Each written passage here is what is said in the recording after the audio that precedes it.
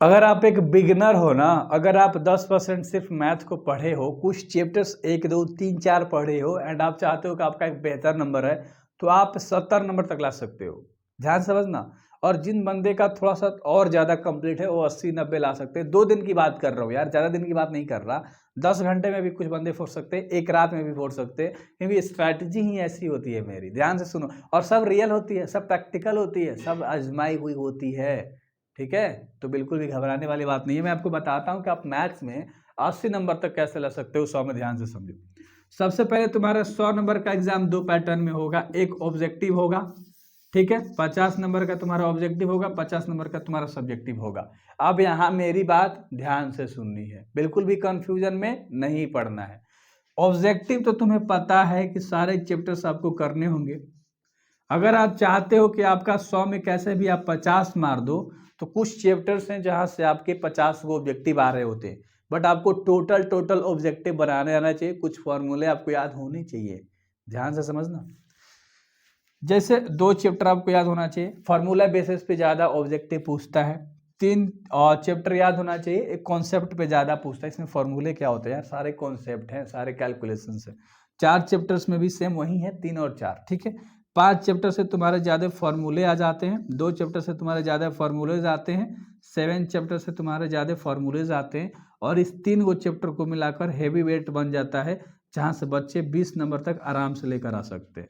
ध्यान से समझना, ठीक है। एक और चैप्टर इसमें जोड़ लो 20 में, 10 चैप्टर जिसको बोलते हैं वेक्टर। अब ये 4 चैप्टर ऐसा चैप्टर है, 6 चैप्टर ऐसा है जहां से तुम 20 से 30 गो ऑब्जेक्टिव आराम से कंप्लीट कर लोगे। 20 से 30 ऑब्जेक्टिव तुम्हारा आराम से कंप्लीट हो रहा होगा। और तुम इनहेंस जाना चाहते हो, थोड़ा सा डिटेल में जाना चाहते हो, ठीक है, तो तुम्हें करना होगा मेरे भाई 6 चैप्टर्स को भी। क्योंकि 6 चैप्टर्स क्या है ना, 7 और 5 इन दोनों का कॉम्बिनेशन है। अगर तुम्हें 5 चैप्टर कंटिन्यूटी एंड डिफरेंशियबिलिटी बनाने आता है, तो 6 तुमको बनाने आएगा, ठीक है। और 5 चैप्टर का जस्ट अपोजिट तुम्हारा 7 चैप्टर है, इंटीग्रल्स, ठीक है। तो 5 और 7 एक दूसरे में इंटरकनेक्टेड है। इसका जितने भी फॉर्मूलाज होता है ना, उल्टा हो जाता है इंटीग्रल्स में आके। और इंटीग्रल्स का जितना भी फॉर्मूला है ना, उसको सीधा मैंने पलट दो तो कंटिन्यूटी एंड डिफरेंशियबिलिटी का फॉर्मूला बन जाता है। थोड़ा सा अंतर है। जिसको एक चैप्टर आ गया 5, उसको 7 समझ में आ जाएगा। समझ में आ रही है चीज है। तो इस तरह से तो 5 करके ही 7 करना होता है। तो यहाँ से उम्मीद करता हूँ कि आपको इतना समझ में अच्छे से आ गया होगा। ये तो ऑब्जेक्टिव्स के लिए था, 30 नंबर तक मैंने बताया ना। और बताता हूँ, बाकी फॉर्मूले याद कर लेना, ठीक है। बाकी जितने भी फॉर्मूले होंगे सब याद कर लेना। एंड बाकी अगर आप कुछ बच्चे रटने वाले होते हैं, मैथ्स को भी रट जाते हैं, अब कमेंट मत कर देना कि मैथ्स को कौन रटता है।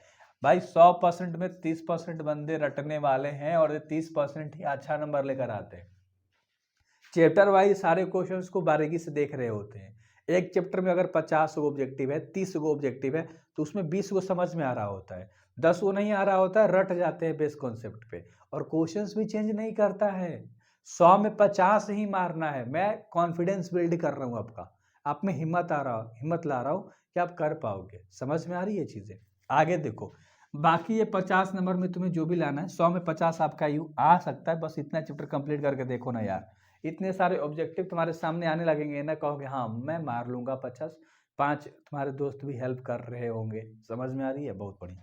अब देखो 50 नंबर का यहाँ से कैसे ला सकते हो। कुछ चैप्टर्स हैं जहाँ से तुम्हारे फिक्स वाले क्वेश्चंस होते हैं। ग्राफ से 5 नंबर, वेक्टर से 5 नंबर, इंटीग्रल से 5 नंबर। समझ में आ गया। या कंटिन्यूटी एंड डिफरेंशियबिलिटी से भी 5 नंबर वाले सवाल पूछते हैं। चैप्टर 1 से भी सवाल करते हैं, 6-8 सवाल 5 नंबर वाले में आते हैं, जिनमें उसका हाफ यानी आधा बनाना होता है। समझ में आ रही है चीजें। तो आई होप कि आपको टोटल समझ में आ गया। कोई भी एक्सरसाइज का पहला सवाल डाल देता है 2 नंबर या 3 नंबर वाले में। समझ में आ रही है। जो थोड़ा सा लंबा है ना, मैं हमेशा बोलता हूँ कि हर प्रश्नावली का पहला प्रश्न आपके दिमाग में बिल्कुल होना चाहिए, कॉन्सेप्ट उसका क्लियर होना चाहिए। क्योंकि यहाँ से तुमको 5 गो 7 गो सवाल देखने को मिल सकते हैं, कभी कभी 9 गो तक सवाल देखने को मिल सकता है। क्योंकि जब चेकर कॉपी बना रहा होता है ना, तो एनसीईआरटी बुक उसके सामने हो रही होती है, मतलब जो आपका पेपर बना रहा होता है।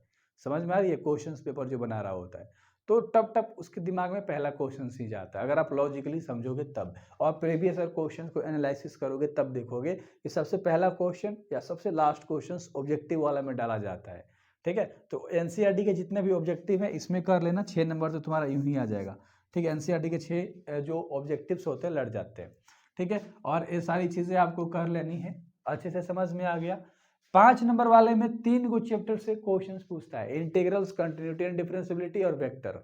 ये 5, 7 और 10 चैप्टर जो है ना, और एक प्रोबेबिलिटी जो आपका 13 चैप्टर है। प्रायिकता से यहाँ से सवाल डाले जाते हैं और एक ग्राफ से सवाल डाले जाते हैं। तो आई होप कि आपको सारी चीज़ें समझ में आ चुकी है। कभी कभी 3D डाल देता है वेक्टर से, ठीक है, तो कंफ्यूजन में नहीं रहना है मेरे भाई, अच्छे से कर लेना है मैथ। एंड सारे चैप्टर्स के मैंने इंपॉर्टेंट क्वेश्चंस भी डाल रखे, मैथ के प्लेलिस्ट में जाकर देख लेना। आप वहाँ से कैसे भी करके 50 नंबर लेकर आ जाओगे। अगर तुम्हें 100 में 50 चाहिए तो मेरा वीडियोस प्लेलिस्ट देख लो, ऑब्जेक्टिव सब्जेक्टिव सब करा रखा है 5-6 चैप्टर तक, यानी 5-6 को चैप्टर टोटल करा रखा है बुक से। टाइम नहीं मिला था यार, बाकी सारा सब्जेक्ट्स भी देखना है, तो अकेले हूँ क्या क्या मैनेज कर सकता हूँ, तो इसलिए उतना कर लेना। बेस्ट ऑफ लक, फोड़ सकते हो यार, ठीक है, डरना नहीं है, अभी मचा सकते हो, ठीक है, ये सारी चीज़ें करनी है अच्छे तरीके से। So best of luck, subscribe करना, डिस्क्रिप्शन में लिंक है, ट्राई कर सकते हो, एंड व्हाट्सएप ग्रुप का भी होगा, देख सकते हो।